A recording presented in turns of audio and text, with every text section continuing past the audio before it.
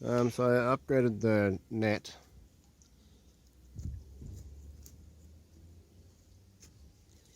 with some pine that we ripped out of the shed, just because I was sick of bending over, and there were a lot of gaps underneath the net, between the net and the ground. As you can see, that it's considerably worse than it was, because I bought the wrong size. I was just going to buy a second net and join them both at the top, so one hung down one side and one hung down the other side. But I bought a 2.5 by 2.5, not a 4x4 net, so they don't work. But now I can stand up in here, it's great. So I added some strawberries and some lettuce. 1, 2, 3, 4, 5. There should 6. Did I count that one? I don't. There's 6, hopefully. And I also put a stinky plant in there to live in the water. So I don't know, make it more fun for the fish when the fish go in there. I scooped out a lot of gunk out of the bottom.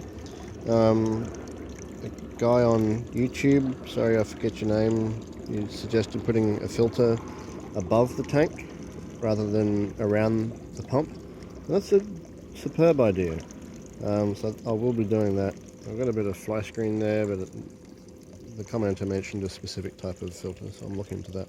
But at the moment I've just got a sock there that prevents the majority of crud flowing into it.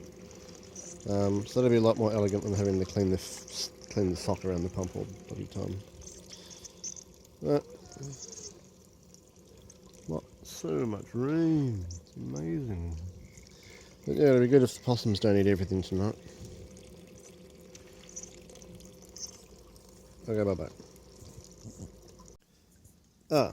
And I forgot to mention, I've given up on the recycled paper granule kitty litter stuff, and now it's all this chew mulch stuff.